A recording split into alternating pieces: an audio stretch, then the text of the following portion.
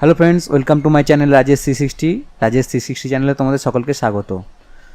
তো আজকে আমি জিলেটে 2011 সালের কম্পিউটার অ্যাপ্লিকেশনের প্রশ্ন নিয়ে আলোচনা করব। তো চলো ভিডিওটা শুরু করা যাক। ভিডিও শুরুর আগে আমি বলতে চাই যে আমার চ্যানেলে যদি তোমরা নতুন হয়ে থাকো, please subscribe the channel and turn on the bell notification for more update like this. তো চলো প্রথম প্রশ্ন দেখে নেওয়া যাক। Instruction decoding is done in a computer by. দেখো এখানে অপশান আছে চারটে: register, memory unit, control unit আর ALU। তো এখানে মেমোরি বলতে এখানে বোঝাচ্ছে হচ্ছে RAM, ROM, secondary memory, primary memory, যে কোনো মেমোরি হতে পারে। ALU এখানে arithmetic and logic unit, control unit R রেজিস্টারও memory ইউনিটের মধ্যেই পড়ে। তো এখানে দেখো আমি একটা ছোটো নোটস লিখেছি কোথায় হয় অ্যাকচুয়ালি ডিকোডিংটা। Execution stage, the control unit of the CPU passes the decoded information as a sequence of control signals to the relevant function unit of the CPU to perform the action required by the instruction, such as reading values from the register, passing them to the ALU to perform mathematical or logic function on them. তো আমার তো মনে হচ্ছে এখানে option A is the right answer, register মনে হচ্ছে। তো এখানে সবকটাই কিন্তু ইনস্ট্রাকশন ডিকোডিংয়ের কাজে হেল্প করে, প্রত্যক্ষভাবে কিংবা পরোক্ষভাবে। তো এখানে আমার যেটা মনে হচ্ছে মোস্ট ইম্পর্টেন্ট যেটা হচ্ছে রেজিস্টার। তো তোমাদের কি মনে হচ্ছে তোমরা প্লিজ কমেন্টে জানিও। আমি এটা তোমাদের ভিউয়ার্সদের ওপর ছেড়ে দিলাম যে এখানে রাইট অ্যান্সার কোনটা হবে। তো আমি নেক্সট প্রশ্নে চলে যাচ্ছি। নেক্সট প্রশ্ন হচ্ছে ASCII কোড ইজ অ্যান। তো ASCII হচ্ছে এক ধরনের কোড যেটা আমরা কম্পিউটারে ব্যবহার করে থাকি। আলফা নিউমেরিক কোড অ্যাকচুয়ালি এটা, option D is the right answer. তো এখানে আলফা নিউমেরিক কোড বিভিন্ন ধরনের হয়, তো তার উদাহরণ আমরা কিছু দেখে নেব। তো তার আগে একটা ছোট নোট তোমাদের জন্যে, যেমন আরও আলফা নিউমেরিক কোড যেমন আছে, মর্স কোড আছে, তারপরে ASC, অর্থাৎ এই যে ASC বলছে এটা উচ্চারণ করতে হবে ASCII, অ্যাকচুয়ালি এর উচ্চারণ হচ্ছে ASCII কোড। আর তারপরে আছে EBD, তারপরে আছে EBCDIC কোড আছে। তো এটা অ্যাকচুয়ালি IBM কোম্পানি দ্বারা ডেভেলপ। তো মোস্ট যে দুটো ফেমাস সেটা হচ্ছে যে ASCII কোড আর EBCDIC। তো এটা হচ্ছে ASCII কোড হচ্ছে 7 বিট কোড, আর এই যে EBCDIC কোড হচ্ছে 8 বিট কোড।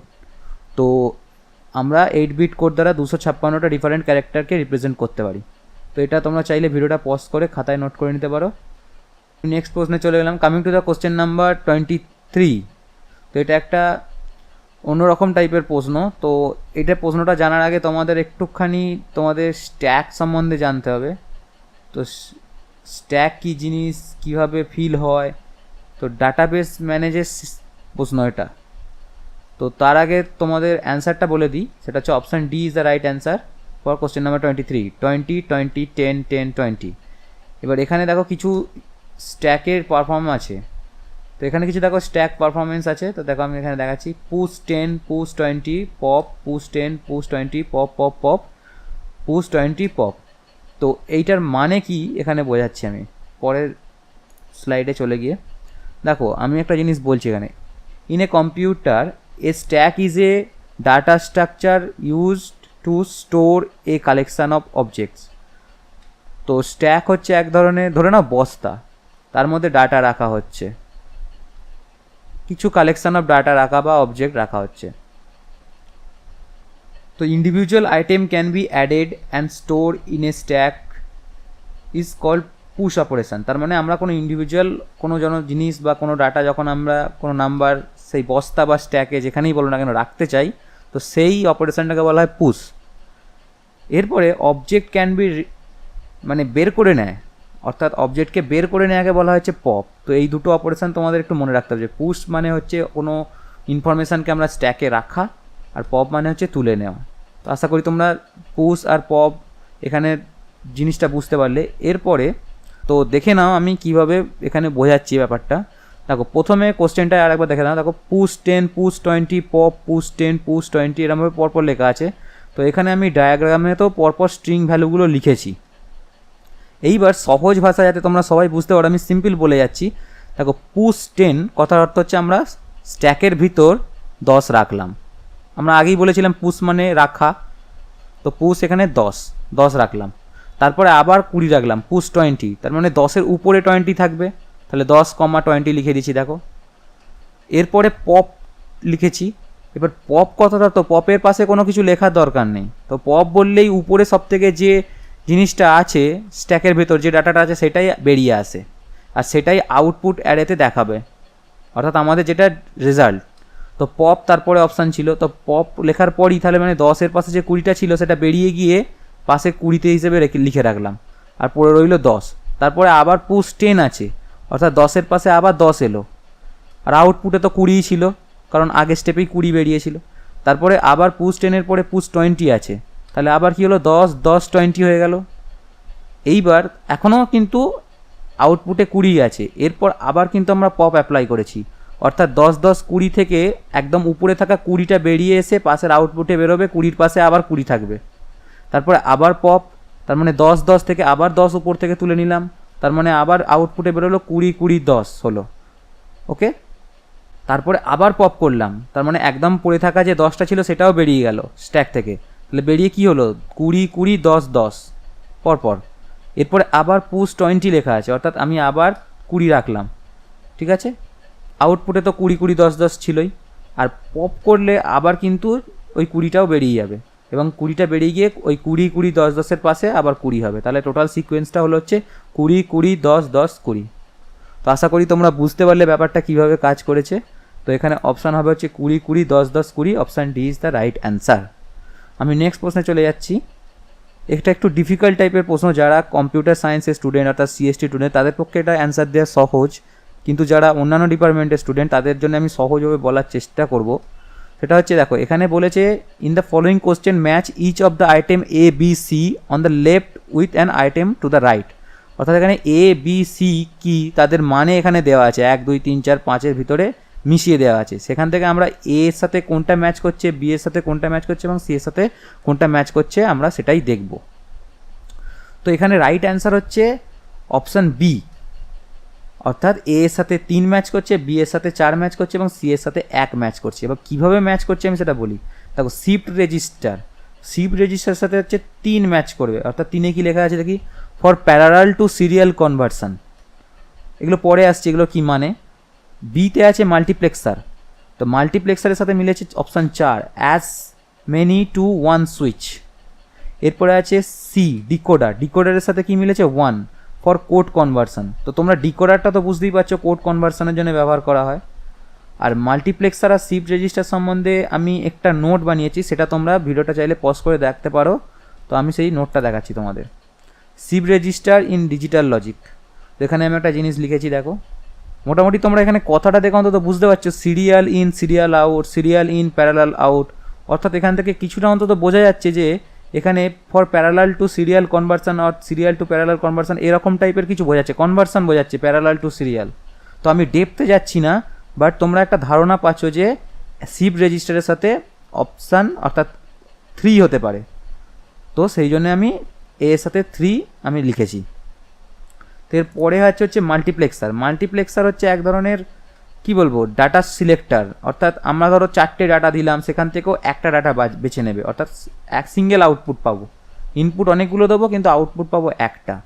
অর্থাৎ এখানে আমাদের কি লেখা ছিল, এখানে অ্যাজ মেনি টু 1 সুইচ, তাহলে মিলছে মাল্টিপ্লেক্সারের সাথে 4 নম্বর মিলছে। আর সি এর সাথে 1 ডিকোডার, তো সবাই বুঝতেই পারছে যে ডিকোডার মানে কোড কনভার্সনের ব্যাপার কিছু বোঝাচ্ছে, তো অপশান 1। তো আশা করি তোমরা বুঝতে পারলে। নেক্সট প্রশ্ন, which one of the following is not an internal DOS command. তো এখানে ইন্টারনাল ডস কমান্ড কোনটা নয়, তো এখানে এক্সটার্নাল এবং ইন্টারনাল কমান্ডের আমি একটা সেপারেট ভিডিও বানানোর কথা ভাবছি। তোমরা যদি সেই ভিডিওটা দেখতে চাও তাহলে প্লিজ আমাকে কমেন্টে কেউ জানিও, তাহলে আমি সেই ভিডিওটা বানিয়ে দেবো।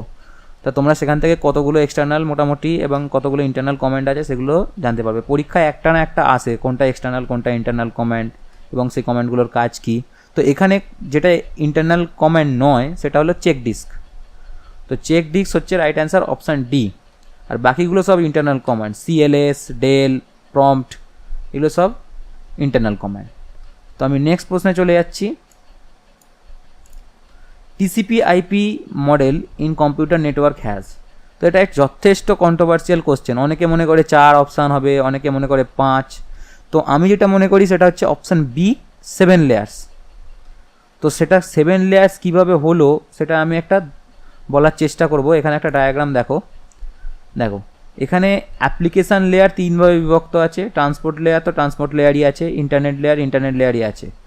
তো এখানে নেটওয়ার্ক অ্যাক্সেস লেয়ারকে দুটো ভাগে ভাগ করা হয়েছে। তো আমি পরপর পড়ে যাচ্ছি 7খানা লেয়ার উপর থেকে নিচে অবধি। Application layer, presentation layer, session layer, transport layer, network layer, data link layer, physical layer. দেখো এখানে টোটাল 7টা হচ্ছে, কিন্তু অনেকে বাঁ দিকে লেখাটাকে লেয়ার মনে করে না, ডান দিকেরটাকে মনে করে। দেখো ডান দিকে কিন্তু 1 2 3 4 চারটে হচ্ছে, application layer, transport layer, internet layer, network access layer.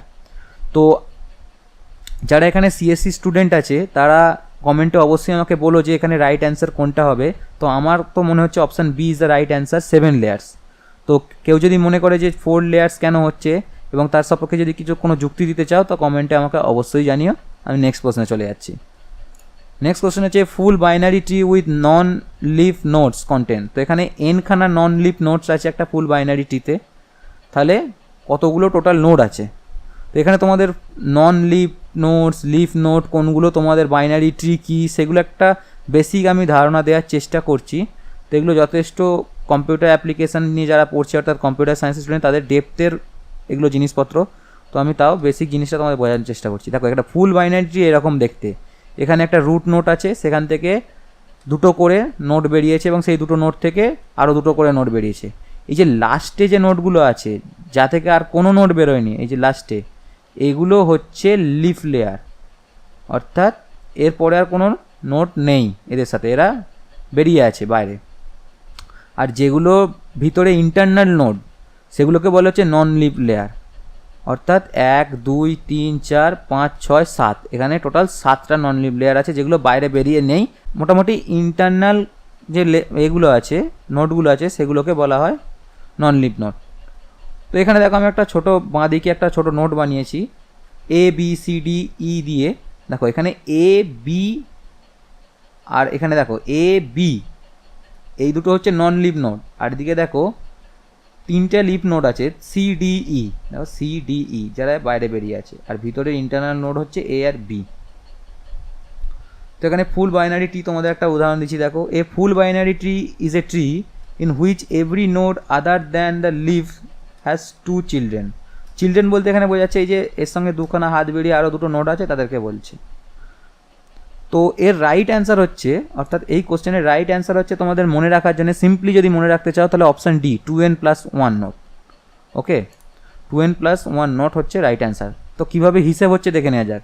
দেখো এন বলে দিয়েছে নন লিভ নোট, অর্থাৎ আমি নন লিভ নোট কাউন্ট করছি। দেখো এই ছবিটা, এই পুরো বড়ো ছবিটা আমি কাউন্ট করছি 1 2 3 4 5 6 7, অর্থাৎ এন এর ভ্যালু হচ্ছে 7। তাহলে 2n+1 অর্থাৎ 7 × 2 14 + 1 15। দেখো টোটাল 15খানা নোট আছে, আমি গুনছি। দেখো 1 2 3 4 5 6 7 8 9 10 11 12 13 14 15। আশা করি তোমরা বুঝতে পারলে ব্যাপারটা। আমি নেক্সট প্রশ্নে চলে যাচ্ছি। তো coming to the question number 28, how many NAND gates are required to realize the logic of half adder. তো এখানে দেখো এটা হচ্ছে সিএসসির কোর লেভেলের কোশ্চেন, এটা অন্যান্য ডিপার্টমেন্টের ছেলেপুলে করতে পারবে না। তো তাও আমি তোমাদের মনে রাখার জন্য বলতে পারি যে হাফ অ্যাডারের জন্যে 5খানা NAND গেটস লাগে। তো option B is the right answer. তো এখানে NAND গেট কীভাবে 5খানা ইউজ করে হাফ অ্যাডার তৈরি করা হয়েছে লজিক, সেটা তোমরা দেখতে পারো ভিডিওটা পজ করে। নেক্সট প্রশ্ন, to maximum and minimum number that can be represent in 8-bit two's complement system is. দেখো এর একটা ফর্মুলা আছে, সেটা হচ্ছে যে -2n-1 থেকে +2n-1 তো এখানে n এতে তোমাদের বিটটা বসাতে হবে। 8 বিট হলে 8 বসাবে, 4 বিট হলে 4 বসাবে। তো দেখো এখানে আমি বসিয়েছি 8 বিট, সেখান থেকে এসেছি -128 থেকে +127। এবার তুমি বলবে এখানে তাহলে +128 হলো না কেন? কারণ আমরা প্লাস ভ্যালুটা 0 থেকে শুরু করছি, সেই জন্য 0 থেকে 127 পর্যন্ত, আর 0-র বাঁ দিক থেকে -1 থেকে -128 পর্যন্ত। বাঁ দিকে তো -1 থেকে 128 পর্যন্ত গেছে, কিন্তু ডান দিকে তো +1 থেকে শুরু নয়, 0 থেকে শুরু, তাই একটা ঘর কম আছে 127। বুঝতে পারলে? তো এখানে option B is the right answer, +127 থেকে -128। আশা করি তোমরা বুঝতে পারলে। নেক্সট প্রশ্নে চলে যাচ্ছি। 1 মেগাবাইট ইকুয়ালস, দেখো 1 MB ভ্যালু জিজ্ঞাসা করেছে বিটসে। এখানে কিন্তু বাইটে জিজ্ঞাসা করেনি, বিটে জিজ্ঞাসা করেছে যে 1 মেগাবাইটের ভ্যালু বিটে কত হবে। এবার আমরা জানি 1 বাইট সমান 8 বিট, এটা তোমাদের একটু মনে রাখতে হবে, রিলেশনগুলো একটু মনে রাখতে হবে। 1 বাইটস ইকুয়াল টু 8 বিট। এইবার আমরা জানি 1 kilobyte is equal to 1024 bytes. তারপরে আমরা জানি 1 এমবি ইকুয়াল টু 1024 কিলোবাইটস। এইবার ধরো আমরা এই যে 1024 কিলোবাইটস, যেটা 1 এমবির ভ্যালু, সেই 1024 কিলোবাইটসকে যদি আমরা বাইটসে নিয়ে যেতে চাই, তাহলে 1024 কেবিকে যদি আমরা বাইটসে নিয়ে যেতে চাই, তাহলে 1024 ইন্টু 1024 দিলেই তাহলে বাইটসে চলে যাবে টোটাল। সেটাই আমি করেছি, 1 MB equal to 1024 into 1024 bytes. এইটা অনেকে ভুল করে এটাকে অ্যান্সার করে দেয়, কিন্তু না, এটা এখানে বাইটস বলেছে, বিটে নিয়ে যেতে হবে। তো একে যদি আমরা বিটে নিয়ে যেতে চাই তাহলে কি হবে, 1 বাইট সমান 8 বিট, তাহলে 1024 ইন্টু 1024 সমান কত বিট হবে? সিম্পল লৈকিক নিয়ম, 1 বাইটস ইকুয়াল টু 8 বিট, তাহলে 1024 ইন্টু 1024 বাইটস ইকুয়াল টু, তাহলে কী হবে, 1024 ইন্টু 1024 ইন্টু 8 বিট। তাহলে option C is the right answer for question number 30। Next প্রশ্নে চলে যাচ্ছি, কম্পিউটার ক্লক স্পিড ইজ, এটা তোমরা সবাই জানো, কম্পিউটারে অনেকে পরিচিত, আমাদের সিপিইউ এর স্পিড বলা হয় 3.1 GHz, 3.2 GHz, i3, i7। তো এখানে option A is the right answer, the speed of the clock of the computer. তো option A is the right answer. Next question, www stand for. দেখো এখানে www stand for আমরা প্রত্যেকে use করে থাকি, ইন্টারনেটে www দিয়ে লিখি আমরা কোনো ওয়েবসাইট, HTTP দিয়ে। তো option A is the right answer, world wide web. এটা তোমাদের একটু মনে রাখতে হবে, option a world wide web. তো আমরা কিন্তু সব ক্ষেত্রে www ব্যবহার করে থাকি না, তো তার একটা আমি খুব সুন্দর নোট বানিয়েছি, তোমরা দেখতে পারো, where we can use internet without www। তো আমি এখানে টোটাল একটা ইংলিশে একটা নোট আছে, সেটা আমি পড়ে যাচ্ছি, তো তুমি দেখো, there are a number of protocols, email, FTP অর্থাৎ file transfer protocol, telnet, Dropbox and so on that are not part of the web. You can transfer file, emails, people, access site and the like without going on the web at all. There is also Windows Store or Android or App Store for downloading apps to facilitate that. অর্থাৎ এখানে বলতে চাইছে যে আমরা যে app download করি সেখানে কিন্তু আমরা কোনো www-তে ভিজিট করি না। অর্থাৎ আমরা যদি ইমেল গুগল ক্রোম দিয়ে খুলি তখন আমাদের www ব্যবহার করতে হয়, কিন্তু আমরা যদি কোনো ইমেলের অ্যাপ ব্যবহার করি ফোনে, ধরো আমাদের কাছে একটা অ্যান্ড্রয়েড ফোন আছে, সেখানে ইমেলের অ্যাপ আছে, সেই ইমেলের অ্যাপ দিয়ে আমরা যখন কোনো ইমেল সেন্ড করি তখন কিন্তু আমরা www ব্যবহার করি না। আশা করি তোমরা বুঝতে পারলে, এটা একটা ছোটো ইনফরমেশান তোমাদের জানার জন্যে আমি এটা বানিয়েছিলাম। Next question, DOS stand for. এখানে ডস স্ট্যান্ড ফর, ডসের ফুল ফর্ম হচ্ছে ডিক্স operating system. Option A is the right answer, তোমাদের একটু মনে রাখবে, ডিক্স operating system is the right answer. Next question একটা খুব ইন্টারেস্টিং কোশ্চেন, একটা সি প্রোগ্রাম আছে বা সি কোড আছে, যাই বলো না কেন। এখানে মেন ফাংশন দিয়ে শুরু করেছে, কিন্তু এর আগে একটা হেডার ফাইল থাকে, হ্যাশ দিয়ে লেখা থাকে। তো আমি ধরে নিলাম hash include stdio.h header file আছে এখানে ওপরে, কনসিডার করে নিলাম। তারপরে মেন ফাংশন আছে, মেন ফাংশনের ভেতরে প্যারান্থিসিসের ভিতর 3খানা আমরা ভেরিয়েবল নিয়েছি, A, B, C, দেখো, এবং সেই ভেরিয়েবলগুলো কী টাইপের, ইন্টিজার টাইপের, অর্থাৎ পূর্ণ সংখ্যা। তো আমরা ভেরিয়েবল নিয়েছি, অর্থাৎ এর কোনো ভ্যালু জানি না, কিন্তু পরের লাইনে আমরা বিকে অ্যাসাইন করে দিয়েছি 2 দিয়ে, অর্থাৎ 2 বিতে আছে, বি অ্যাসাইন 2। এখানে is equal to not and is equal to, এখানে B is not and is equal to. B equal to মানে হচ্ছে এখানে সি প্রোগ্রামিংয়ে অ্যাসাইন বোঝায়, অর্থাৎ 2কে বিতে রাখা। এখানে ইজ ইকুয়াল টু বোঝাতে গেলে 2খানা ইকুয়াল টু ব্যবহার করতে হয়। তো যাই হোক, তো এখানে বলেছে দেখো বি এ 2 ভ্যালু রাখলাম, তারপরে বলেছে A assign 2 multiplication B plus plus. এখানে দেখো 3খানা অপারেটর কাজ করছে। কি অপারেটর? অ্যাসাইন অপারেটর, যেটা আমি বললাম খানিকটা আগে, তারপরে মাল্টিপ্লিকেশান অপারেটর, তারপরে এখানে ইনক্রিমেন্ট অপারেটর বা ইউনারি অপারেটর কাজ করছে। এই যে বি প্লাস প্লাস লেখা আছে, এই কথার অর্থ হচ্ছে বি এর ভ্যালু 1 বেড়ে যাওয়া, অর্থাৎ বিতে যে ভ্যালু রাখা আছে তাকে যদি আমরা 1 বাড়াতে চাই তখন আমরা এই বি প্লাস প্লাস ব্যবহার করি। তো বি এর যখন ডান দিকে লেখা থাকে প্লাস প্লাস, তাকে বলা হয় হচ্ছে পোস্ট ইনক্রিমেন্ট। এর মানে আমি খানিকটা পরে আসছি। আর দেখো নিচে লেখা আছে প্লাস প্লাস বি, এটাকে বলা হয় প্রি ইনক্রিমেন্ট। এর জন্যে যথেষ্ট তফাৎ হয়ে যায় ভ্যালুর। তো সেই ভ্যালু তফাৎ কীভাবে হয় আমি তোমাদের একটু বোঝানোর চেষ্টা করছি। আগে অ্যান্সারটা দেখে নাও। অ্যান্সারটা হবে হচ্ছে এখানে দেখো আমি প্রোগ্রামটা রান করিয়েছি, তো প্রোগ্রামটা রান করে আমার ভ্যালু এসছে দেখো এ এর ভ্যালু এসছে 4, বি এর ভ্যালু এসছে 4 এবং সি এর ভ্যালু এসছে 8। তো এটা কীভাবে এলো দেখো, দেখো বি এর ভ্যালু 4, আমি বলে যাচ্ছি পরপর, দেখো এ এর ভ্যালু 4 কীভাবে এলো, দেখো A assign 2 into B plus plus লেখা আছে। যখন পোস্ট ইনক্রিমেন্ট থাকে তখন সেই পোস্ট ইনক্রিমেন্টের কাজ সব থেকে লাস্টে হয়, ইনফ্যাক্ট অ্যাসাইন অপারেটরের পরে হয়। কথাটা আমি আরও পরিষ্কার করে বোঝানোর চেষ্টা করছি। এই যে এখানে অ্যাসাইন অপারেটর আছে যেটা ইকুয়াল টুর মতো দেখতে, তারপরে মাল্টিপ্লিকেশন সাইন আছে, তারপর প্লাস প্লাস সাইন আছে বি এর পাশে ডান দিকে। তো ডান দিকে বি প্লাস প্লাস লেখা থাকলে এই প্লাস প্লাস যে কাজটা, অর্থাৎ বিকে যে এক ঘর বাড়িয়ে দেওয়ার কাজটা, সেটা সব থেকে শেষে হবে। ইনফ্যাক্ট এই যে অ্যাসাইন অপারেটর আছে এবং মাল্টিপ্লিকেশন অপারেটর আছে তারপরে হবে, অর্থাৎ বিতে যে ভ্যালু আসবে, ধরো বিতে তো 2 আসবে, এখানে বি এর ভ্যালু আমরা 2 ধরেছিলাম, তাহলে 2 আসবে, আগে 2 এর সাথে গুণ হয়ে যাবে 2, 4 হয়ে যাবে এবং সেই 4টা এতে অ্যাসাইন হয়ে যাবে, তারপর গিয়ে বি এর ভ্যালু এক ঘর বাড়বে, অর্থাৎ 3 হবে। বুঝতে পারলে? প্রথম লাইনে যেখানে A assign 2 into B plus plus লেখা আছে, এর পরের লাইনে কিন্তু আরেকটু ইন্টারেস্টিং ব্যাপার ঘটবে, দেখো কীরকম ব্যাপারটা হবে। সি ইকুয়াল টু, অর্থাৎ C assign 2 into plus plus B লেখা আছে, এখানে কিন্তু আগের মতো হবে না যে বি প্লাস প্লাসের ভ্যালু সব থেকে লাস্টে কাজ করবে, এখানে প্লাস প্লাস বি আছে, অর্থাৎ এটা সব থেকে আগে কাজ করবে। কিন্তু এখানে একটা ব্যাপার আছে, এখানে মাল্টিপ্লিকেশন এবং প্লাস প্লাস সাইন এবং অ্যাসাইন সাইন 3খানা কিন্তু অপারেটর আছে, এখানে তোমাদের জানতে হবে যে কোন অপারেটরটা সব থেকে আগে কাজ করে।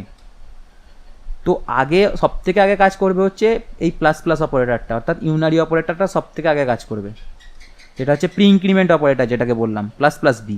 অর্থাৎ বি এর ভ্যালু তো আগে এক ঘর বেড়েছিল 3, যখন এ এর ভ্যালু অ্যাসাইন হচ্ছিল তখন বি এর ভ্যালু 2 থেকে 3 হয়েছিল, এবার এখন সেটা হবে 3 থেকে 4, এবং সেই 4টা তারপরে মাল্টিপ্লাই অপারেটর কাজ করবে, অর্থাৎ 4 দুগুণে 8, 8 হবে, সেই 8 তারপর সিতে অ্যাসাইন হবে, অর্থাৎ সি এতে 8 থাকবে। দেখো এখানে ভ্যালু কিন্তু 8ই এসছে অ্যান্সার। তো তোমরা বুঝতে পারলে এখানে এ এর ভ্যালু, তাহলে বি এর ভ্যালু শেষ পর্যন্ত কত হলো, বি এর ভ্যালু 4 হলো, প্রথমে 2 ছিল, তারপর বি প্লাস প্লাস করলাম 3 হলো, আবার প্লাস প্লাস বি করলাম 4 হলো। এখানে বি এর ভ্যালু এক ঘর করেই বাড়বে, কিন্তু আগে বাড়বে কি পরে বাড়বে সেইটা মোস্ট ইম্পর্টেন্ট এখানে। আশা করি তোমরা বুঝতে পারলে আমার অ্যান্সার। তো এখানে দেখো এখানে সবকটার ভ্যালু চায়নি, এ বি সি 3টে চাইনি, তো এখানে চেয়েছে হচ্ছে ডি হবে অপশান, এ ভ্যালু 4 এবং সি এর ভ্যালু 8, এইটাই সব থেকে বেশি মিলছে। সব থেকে বেশি মিলছে মানে কি, এটাই মিলছে, তো option D, A equal to 4 এবং সি ইকুয়াল টু 8। তো আশা করি বুঝতে পারলে। নেক্সট কোশ্চেনে চলে যাচ্ছি, এ কম্পাইলার ইজ। দেখো কম্পাইলার হচ্ছে এক ধরনের সিস্টেম সফটওয়্যার, তো আমি এখানে সিস্টেম সফটওয়্যার অ্যান্সার হবে, তো option B, A system software. তো সিস্টেম সফটওয়্যার কাকে বলে সেটা আমি এখানে একটা নোটস বানিয়েছি, সেই নোটটা আমি পড়ে দিচ্ছি, একটু শুনে নাও। The system software is a collection of programs designed to operate, control, and extend the processing capabilities to the computer itself. System software is generally prepared by the computer manufacturer. তো আশা করি তোমরা বুঝতে পারলে। তাই এক্সাম্পলটা আমি দিয়ে দিচ্ছি, দেখো কম্পাইলার ছাড়াও আরও কী কী সিস্টেম সফটওয়্যার হয়। অপারেটিং সিস্টেম তোমরা জানো একটা সিস্টেম সফটওয়্যার, কম্পাইলার এবার থেকে জেনে রাখো যে system software, in fact interpreter, assembler, এগুলো সবই কিন্তু সিস্টেম সফটওয়্যার, এটা তোমরা মনে রাখবে। অর্থাৎ যদি এখানে প্রশ্ন না, এখানে কম্পাইলার না দিয়ে যদি তোমাদের জিজ্ঞাসা করতো ইন্টারপ্রেটার কিংবা অ্যাসেম্বলার কি, তাহলে তোমরা কিন্তু অপশান বি সিস্টেম সফটওয়্যারই টিক করতে। তাহলে option B is the right answer for question number 35। নেক্সট প্রশ্ন, to know the home directory to the user in Unix we may give the following command followed by PWD. তো যখন আমরা Unix use করি, অর্থাৎ Linux base operating system use করি, তখন আমাদের টার্মিনালে লিখে কাজ করতে হয়। তো সেখানে পিডব্লিউডি কমেন্ট লিখে এন্টার করার অর্থ হচ্ছে, তো ধরো আমরা অনেক কমেন্ট লিখে লিখে কাজ করি, তো ধরো আমরা কোন ডাইরেক্টরিতে আছি আমরা সেটা বুঝতে পারি না, তো পিডব্লিউডি লিখলে আমাদের কারেন্ট লোকেশনটা বোঝায় যে আমরা এই মুহূর্তে কোথায় আছি, যাতে আমরা না হারিয়ে যাই, কোন ডাইরেক্টরিতে, কোন ফোল্ডার, কোন ফাইলের ভিতরে আমরা আছি সেটা বোঝার জন্যে। এবার এখানে বলেছে home directory to of the user of the Unix. তো হোম ডিরেক্টরি সেটা বোঝানোর জন্যে, যেটা আমি জানি অন্তত, option A is the right answer, CD use করতে হয় পিডব্লিউডির পর। তো এখানে option A is the right answer. যদি এই কোশ্চেনটার অন্য কোনো অ্যান্সার হয়ে থাকে, তোমরা যারা দেখছো প্লিজ আমাকে কমেন্টে জানিও, আমি সেটা অবশ্যই অ্যাপ্রিসিয়েট করব। Next question, multi processing means, দেখো মাল্টি প্রসেসিং মানে কি, একসাথে অনেকগুলো প্রসেসর একটা জিনিস প্রসেস করছে। তো তার মানে কি, অপশান কি হবে, option B simultaneous processing with 2 or more processors. তো সেই রকম যে প্রসেসর, অনেকগুলো প্রসেসর একটা মাদারবোর্ডের ওপর লাগানো থাকে, তো সেই রকম মাদারবোর্ড আমি তোমাদের দেখানোর জন্য কম্পিউটারের ভেতরে যে মাদারবোর্ড থাকে, দেখো এখানে 2খানা প্রসেসর আছে আর কতগুলো র্যামের স্লট। তো তোমরা বুঝতে পারছো আশা করি যে মাল্টি প্রসেসিং কম্পিউটার পুরো ডিফারেন্ট হয় নর্মাল প্রসেসিং কম্পিউটারের থেকে, বা সিঙ্গেল প্রসেসিং তাদের থেকে আলাদা হয়। এখানে 2খানা প্রসেসর লাগানো জায়গা দেখতে পাচ্ছ তোমরা। তো তোমরা আশা করি বুঝতে পারলে option B is the right answer for question number 37। Next question, determine the possible base of the number system for the following equation. দেখো এই কোশ্চেনটা অ্যান্সার আমি করেছি একটা জায়গায়, সেই নোটটা আমি তোমাদের দেখাচ্ছি। ধরে নিয়েছি আমরা বেস ভ্যালু বি, তাহলে এখানে প্রথমে কি আছে 1001 আছে, তাহলে সেইটার আমি পাশে বি লিখে দিয়েছি, এবং এই 1001কে আমরা ডেসিমেলে নিয়ে গেছি। কীরকমভাবে নিয়ে গেছি দেখো, আমরা জানি যে প্রথমটা হয় হচ্ছে 0, তারপরে 1, তারপর 2, তারপর 3 হয়। এই যে যদি 1001-এর ওপরে লিখি, তাহলে রাইট থেকে লেফটের দিকে যদি লিখতে থাকি ওপরে উপরে 0, 1, 2, 3, কারণ এখানে 4খানা সংখ্যা আছে এবং 0 থেকে শুরু হয়, তাহলে কি হচ্ছে 1 পাশে বি লিখে টু দি পাওয়ার 0, তাহলে কত হচ্ছে বি টু দি পাওয়ার 0 মানে কত 1, অর্থাৎ সামথিং টু দি পাওয়ার 0 মানে কত হয় 1, তার মানে এটার ভ্যালু অ্যাকচুয়ালি 1 × 1 হলো। তারপরে আছে 0 × B to the power 1, say B to the power 1 থাকুক 2 থাকুক সেটা বড় কথা, যেহেতু 0 × আছে তাহলে 0 হয়ে যাবে। তারপরেরটাও তাই 0b², এর পরেরটা কিন্তু 0 হবে না, কারণ এখানে 1 আছে, অর্থাৎ একদম লেফটের যে সংখ্যাটা আমি 1 নিয়েছি, অর্থাৎ 1001-এর যে লেফটের সংখ্যাটা সেইটার কথা বলছি, সেটা 1 নিয়েছি, আর বেসে তো বি ছিল সেটা লিখেছি পাশে, এবং যেহেতু উপরে আমি 0, 1, 2, 3 লিখেছিলাম, অর্থাৎ এই একদম লেফটের 1-এর ক্ষেত্রে 3 পড়েছে, তাহলে 3 লিখে দেবো BQ, তাহলে 1BQ, অর্থাৎ অ্যাকচুয়ালি হবে BQ + 1। ঠিক সেইভাবেই আমরা 12কে আমরা B+2 লিখেছি, 33কে আমরা 3B + 3 লিখেছি। তো এরপর আমি এই ইকুয়েশানটাতে বসিয়ে দিয়েছি, অর্থাৎ 1001/12 = 33-এর জায়গায় যে আমরা নতুন ভ্যালুগুলো পেলাম এদের, সেগুলো লিখে দিচ্ছি। দেখো BQ + 1/B+2 = 3 × B+1, অর্থাৎ 3B + 3 থেকে আমি 3টা জাস্ট কমন নিয়ে নিয়েছি।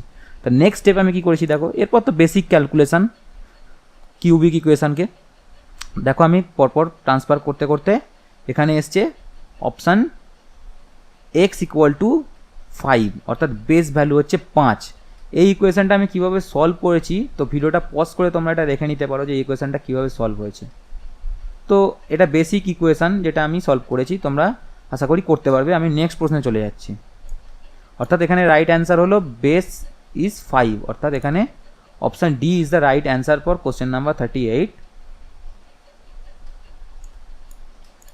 তো এখানে নেক্সট প্রশ্ন হচ্ছে blocking factor is defined by. তো এখানে ব্লকিং ফ্যাক্টর ডিফাইন করা হচ্ছে, option C is the right answer, the number of records generated in a block, বা number of records in a block. তো যতগুলো রেকর্ডস আছে একটা ব্লকে সেটাই হচ্ছে ব্লকিং ফ্যাক্টর। তো এখানে আমি একটা ছোটো নোট লিখেছি, দেখো সেই নোটটা তোমরা পড়ে নিতে পারো, আমিও পড়ে দিচ্ছি। Blocking factor, the number of the records in a block. Note, the blocking factor is calculated by the dividing the block length by the length of the each record content in the block.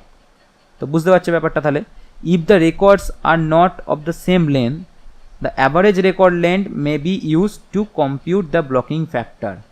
তো blocking ফ্যাক্টরকে আরেকটা নামে পরিচিত আমাদের কাছে grouping factor. তো আশা করি তোমরা বুঝতে পারলে, তাহলে option C is the right answer for question number 39। Next question, data are store in CD-ROM by using. দেখো এখানে আমি দুটো অ্যান্সার বলবো। দেখো CD-ROM-এর জন্য ডাটা কীভাবে স্টোর হয়, দেখো স্পাইরাল ট্র্যাকস। CD-ROM অর্থাৎ আমরা যে CD DVD মার্কেটে কিনতে পাই, যেখানে গান স্টোর করা থাকে, কোনো ভিডিও মুভি স্টোর করা থাকে, তো সেগুলো অ্যাকচুয়ালি স্পাইরাল ট্র্যাক হয়, অর্থাৎ সিডির ভেতরে কী থাকে ট্র্যাক করা থাকে, ট্র্যাক, সেগুলো স্পাইরাল টাইপের হয়। কিন্তু এখানে আমি আরেকটা ইনফরমেশান দিয়ে থাকি, HDD অর্থাৎ হার্ড ডিস্ক ড্রাইভ কিন্তু কনসেন্ট্রিক ট্র্যাক ইউজ করে। তাহলে যদি এখানে অপশানে যদি এখানে CD-ROM-এর জায়গায় লেখা থাকতো HDD ডাটা স্টোর কীভাবে ইউজ করা হয়, তাহলে আমরা কিন্তু এখানে কনসেন্ট্রিক ট্র্যাকের রাইট মারতাম। কিন্তু এখানে যেহেতু CD-ROM-এর ইনফরমেশান জানতে চেয়েছে, তাহলে অপশান বি হবে এখানে স্পাইরাল ট্র্যাক। আশা করি তোমরা বুঝতে পারলে, CD-ROM-এ যে স্পাইরাল ট্র্যাকস ইউজ হয় আর হার্ড ডিস্কে যে কনসেন্ট্রিক ট্র্যাক ইউজ হয়, তো এই দুটোর মধ্যে একটা অ্যাডভান্টেজ ডিসঅ্যাডভান্টেজ আছে। তো সেইটা তোমাদের জানার জন্য আমি একটা নোট এখানে লিখেছি, দেখো। তো এই ইনফরমেশানটা যথেষ্ট বড়, তো এই ইনফরমেশানটা তোমরা ভিডিওটা পজ করে পড়ে নাও, আমি এই ইনফরমেশানটা টোটালি পড়ে আর এই ভিডিওটাকে আরও বেশি বাড়াচ্ছি না। তো আজকের মতো এখানেই ফ্রেন্ডস, তোমাদের ভিডিওটা কেমন লাগলো জানিও। যদি ভালো লেগে থাকে প্লিজ লাইক করতে ভুলো না, আর আমার চ্যানেলে যদি নতুন হয়ে থাকো please subscribe the channel and turn on the bell notification. তো দেখা হচ্ছে পরের কোনো ভিডিওতে নতুন কোনো কোশ্চেনের সাথে। তো ভিডিও শেষ করার আগে আমি একটা তোমাদের ছোটো কথা বলতে চাই। আমার চ্যানেলে অলরেডি জিলেটের কম্পিউটার অ্যাপ্লিকেশানে 2019 সাল থেকে 2010 সাল অর্থাৎ 2011-12 এই সমস্ত সিলেবাস অর্থাৎ সালের কোশ্চেন আমি কমপ্লিট করিয়েছি, এবং সঙ্গে ইলেকট্রিক্যাল টেকনোলজি সালের প্রশ্নও করানো আছে, এবং ইঞ্জিনিয়ারিং মেকানিক্সেরও কোশ্চেন আছে।